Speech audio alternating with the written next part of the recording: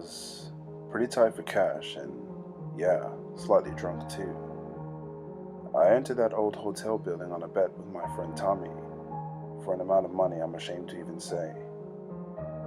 The story goes that back in 1958, the hotel owner, who worked day in and day out, and even resided there too, went completely insane, believing he was stuck in some sort of time loop.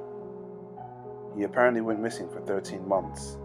Then his mangled body was found in the side alley of the hotel, after presumably diving out of the 26th floor stairwell window. His face was fairly disfigured from the injuries, but the coroner's pictures show his insane grin stretched across his face. It gave all the detectives nightmares. Since his death, there have been countless stories of ghost sightings, poltergeist happenings, and even reports that several people went missing after staying in his executive suite on the 49th floor. It became something of an urban legend, even drawing in the customers, until it eventually closed and shut its doors in 1975 after a murder-suicide investigation plummeted sales and people just stopped going. Now, I wasn't one to believe in all this ghostly shit or time loop bull, and perhaps the fact I was a non-believer is actually the reason why I'm stuck in this mess. Emphasis on the word was, because I'm a believer now. Okay, so pretty simple, bud. Enter the hotel via the stairwell fire door, which is already broken and open. Yes, thank you. Climb the stairs all the way to the top, and take a picture of yourself stood next to the 49th floor sign thingy. Simple. Tommy finished with a single clap of the hands and a closed-lipped grin. That's it? That's it. And when you get back the photographic proof, or even video if you want, I'll pay up. He tapped the left breast pocket of his jacket, indicating his wallet and money was there. It was the middle of the night, like 2 or 3 in the morning. I'm honestly not sure. Pitch black, deathly quiet, and completely lifeless streets. I wasn't scared, but let's just say basic human instinct took over. I can't stop smiling. And I suppose I gave the impression I was scared. So, where are you gonna be? I mean, like, where are you gonna wait for me while I'm climbing these millions of stairs and warding off evil spirits? I thought I managed to hide it under the humor, but Tommy saw straight through me, and a smug smile began to form on the corner of his mouth. Hey man, if you don't want to do it, or you need me to hold your hand, or want me to wait at the bottom of the stairs and keep shouting, "Are you okay?" then the deal is off, and no payment. Again, he finished with a closed-lipped grin. I exhaled loudly for a pissed-off effect, slapped Tommy on the shoulder, and proudly walked across the road towards the alleyway, alone. Before being engulfed by the shadows completely, I turned to look over my shoulder at Tommy again. Human instinct, I think. I can't stop smiling to see him attempting to keep his balance as he drunkenly slumps to the curb. Okay, good. He's not going anywhere anytime soon. I continued into the shadows in search of the broken fire door that leads directly into the building.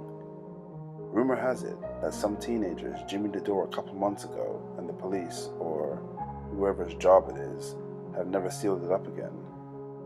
I was just getting my phone out of my pocket for a light source when a loud and rusty creak from the right made my heart skip a beat or two. Jesus! A beam of light escaped through the narrow opening of the door. The fact that the hotel is abandoned and has absolutely no power didn't even enter my slightly intoxicated brain at the time. I was just glad for some light. I poked my finger through and quickly pulled the door open. The light was pure and ultra bright. It took a moment for my eyes to adjust and stop squinting. I walked through the threshold with a smile. After all, I was expecting complete darkness. The building didn't seem creepy at all. Very clean and well decorated. Perhaps a bit out of date, but clean and smart all the same. As I ascended each platform and took note of what floor I was on, it progressively got colder, louder, and slightly windy. Must be a window open or broken somewhere. 23, 24, 25, 26. The 26th floor was particularly cold and windy. I didn't like that floor. I swear someone touched me on my leg as I made my way up to 27. Just the lightest of touches, but I swear I felt it. I'll run down those steps on the way back. 32, 33, 34. I was getting pretty tired by this point. Apart from the potential leg touching, no other signs of ghosts or demons or anything supernatural had happened, and I was feeling pretty good with myself for making easy money out of my drunken friend. 40.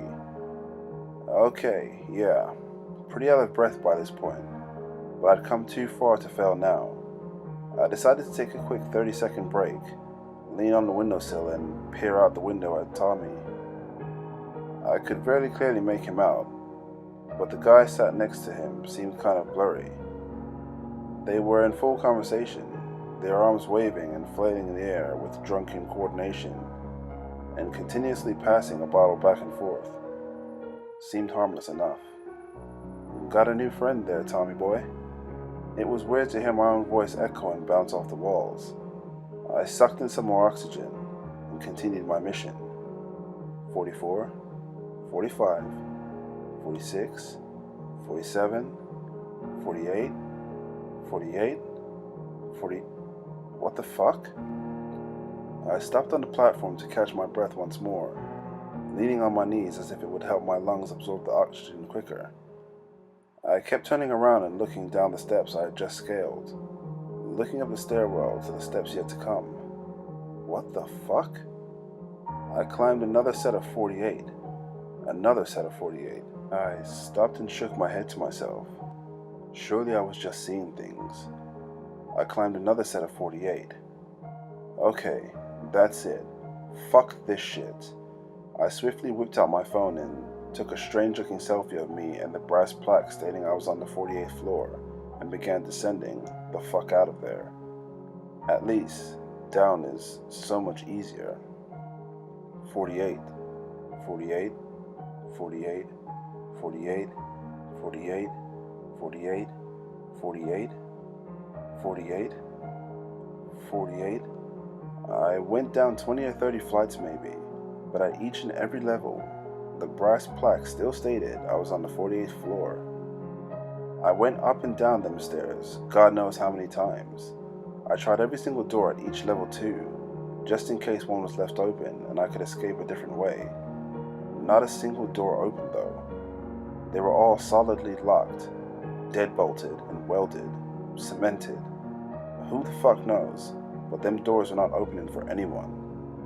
I can honestly tell you, I absolutely had no idea what floor I was on, and when the idea of phoning Tommy finally entered my mind, I guess I should have kept count from the moment I saw the second 48th plaque, but I was far too freaked out by then to plan that part. Yes, my phone had full signal. I quickly tapped and flicked through my contacts until I reached Tommy's number. I walked to the window as the phone began to ring. I could no longer see Tommy or his newfound friend. The phone was ringing in my ear over and over. My eyes widened as I scanned the dark streets back and forth, back and forth. There was no sign of Tommy, no sign of anyone. The phone continued to ring as I pulled it away from my ear. The screen lit up, showing me Tommy's name and number, and the end call button. I swiped the red icon and cut off the call. That was when I realized the time and date. 1623, 09, 05, 2015. Whoa. What the actual fuck? Okay, so firstly, my phone is saying it's nearly 4:30 in the afternoon, yet it's still pitch black outside, and surely I haven't been in this building for over 12 hours. And secondly, how the hell is it 2015? By this point, I'd sat down on one of the steps, my left hand supporting my head and my phone loosely held in my right. I wanted to call the police, but feared I'd be made a fool. I thought about it over and over, then finally concluded, that I'd much rather be made a fool of by officers than left stranded in an abandoned hotel and stuck on a never-ending floor. I unlocked my phone screen to dial the three magic numbers when my heart skipped a beat again. I couldn't believe my own eyes. 0345 14 08 2013. What? I locked and unlocked the phone once more. 2256 29 03 1959. Nope. Fuck off. I dropped the phone out of my hand on purpose and let it crash to the floor. I heard the inevitable smashing sound as it hit the cement, screen down, and I closed my eyes with pure regret. I stood up and paced in a circle on the tiny platform between levels. Ba-ding! I was pretty shocked my phone was still alive, never mind receiving messages. The moment I leaned over to retrieve my half-broken phone, a loud, brain-shattering crash echoed through the stairwell. Up and down, up and down, the sound reverted back and forth against itself, which somehow made it louder, and I instinctively covered my ears. The sound was harrowing, terrifying, and disturbing in many ways that I just can't quite describe. It was freezing cold, and whipping around my body like some sort of wind. I had climbed 22 flights more of the stairs before I could no longer hear the sound, and finally feel my fingers again. It was much darker up here though, but I set up camp anyway. This is now my floor. By this point, I had already lost touch with reality and had absolutely no clue what time it was. I sat in a slump and began to cry. Basic human instinct. I can't stop smiling. I'd been desperately crying for a while when the lights went out. Fuck. The sudden darkness gave way to the beginning of my madness. I screamed for a very long time. I screamed and screamed and screamed. I screamed until my voice finally gave way. I imagined the inside of my throat as a chunk of raw meat that had been rubbed with coarse sandpaper. After my voice collapsed, I started on the walls. I didn't want to use my hands, so I kicked them instead. Over and over and over again, eventually breaking every single toe. When the adrenaline ran out and I could no longer stand, I fell into a deep, agonizing pit of despair of what seemed like years. Ba-ding! Oh my god, stuck in my own madness, I'd completely forgotten about my phone. I unlocked the phone full of hope.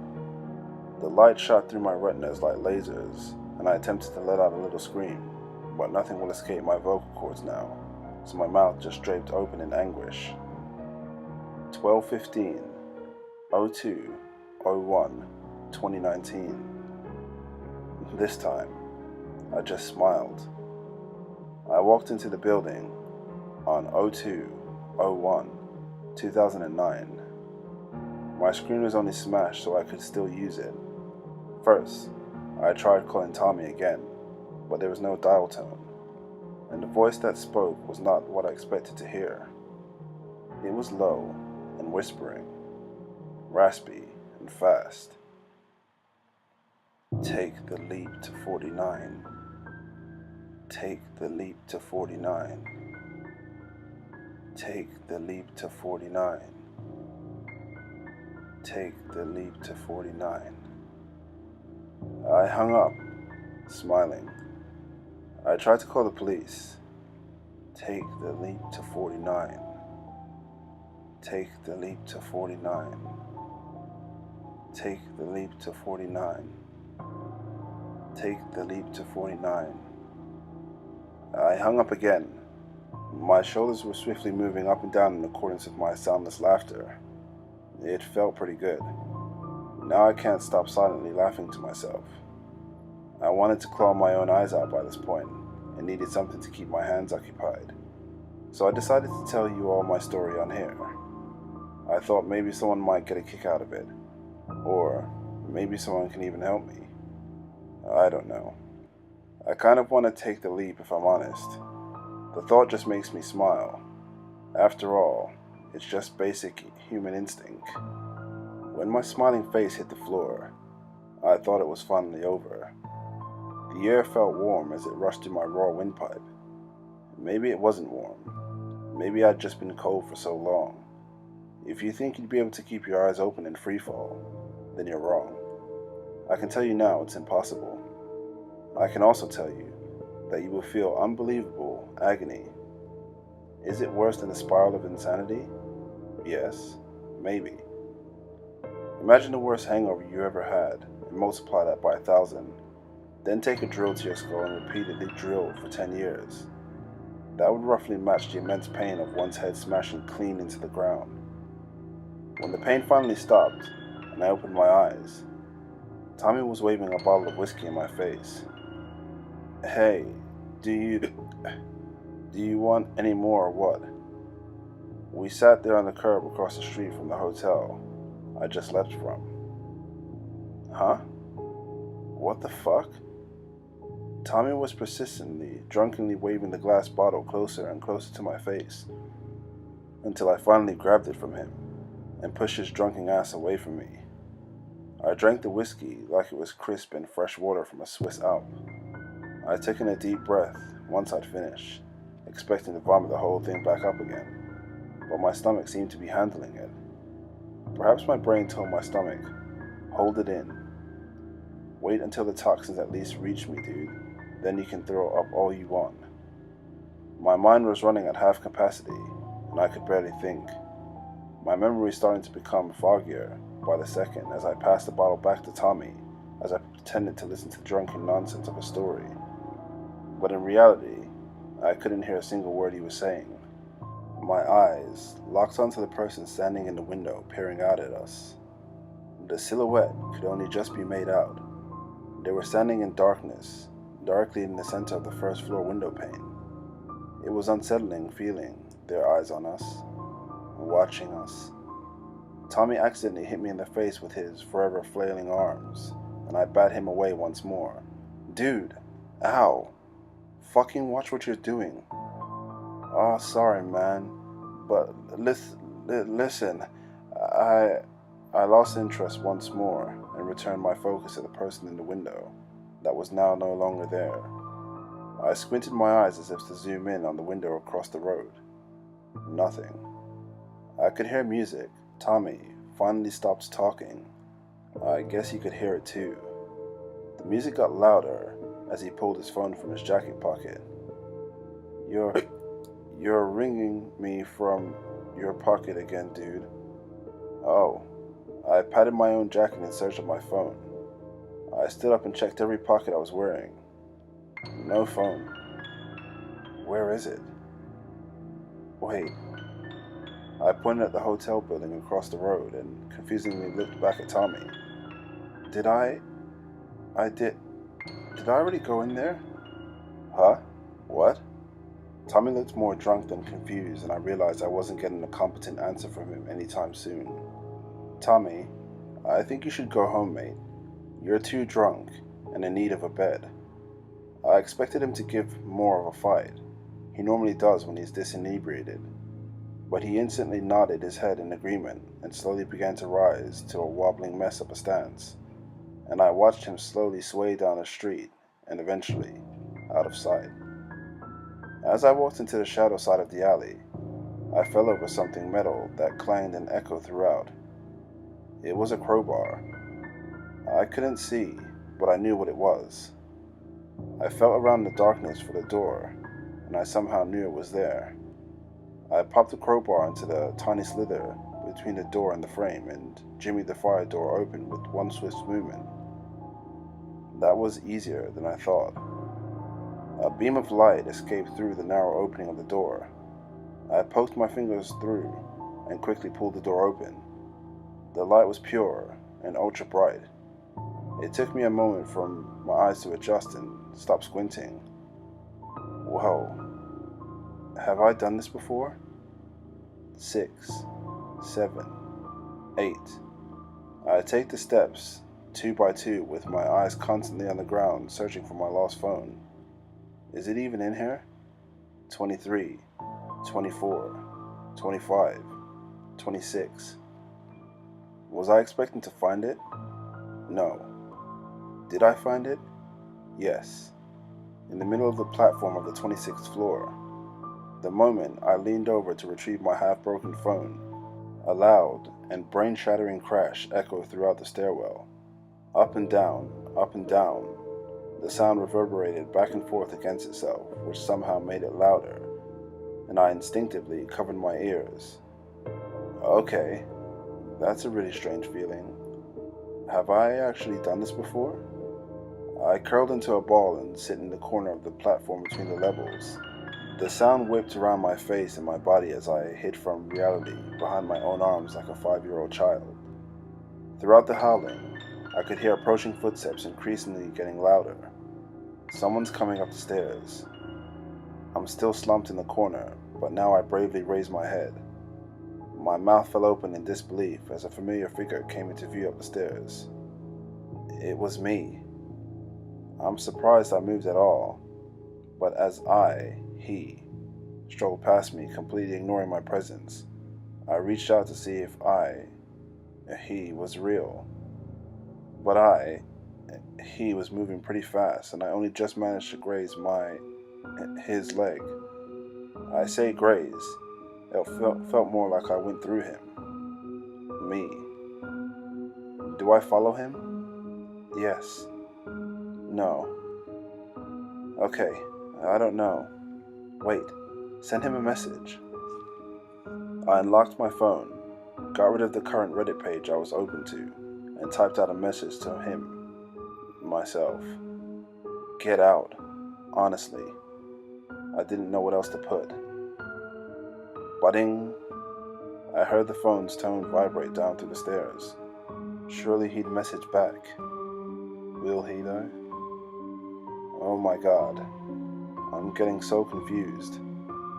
After waiting a couple minutes and receiving no reply, I decided to take a different approach. I had no idea what was happening, but had to do something. I figured if I could touch him, me, then I had at least tried to get my attention. I still had the crowbar with me, and I acted on a sudden idea before I'd fully thought it through. I flung the crowbar over to my shoulder and swung it like a baseball bat as fast and as hard as I could at the window pane of floor 26. The single pane shattered into a billion pieces, flying in all directions, including my face and open mouth. Hundreds of tiny shards fly to the back of my throat, and I began to gag and grasp for air. I swallowed hard, lining my windpipe with sparkling diamonds, and as I continued to swallow over and over to take away the agonizing sting from my shattering blow, the sound wind returned and whisked up and down through the stairwell once more. I could now hear crying and whimpering in the distance. Upstairs. Was it him? He'd been desperately crying out for a while when the lights went out. Fuck. The sudden darkness gave way to the beginning of his screams. He screamed for a very long time. He screamed and screamed and screamed. I covered my ears, but it helped nothing. After he finally stopped screaming, I guess his voice gave in. I could hear him hitting the walls, kicking or punching them over and over and over again. After what seemed like an eternity, the pounding finally stopped, and the atmosphere fell into a deep, agonizing pit of despair for what seemed like years. I thought I'd try messaging him again. I sent the same message and heard the same budding as before, but I still never received a reply. As I waited, I decided to go through my phone and reopen the Reddit page I closed before. I read the entire entry I'd apparently already written, and the insanity spiral hit me like a crumbling tower of bricks. My phone lit up immediately. It was him. I mean me. I mean him. My badly cut throat could only muster a low, raspy voice, and I said the only words I could think of.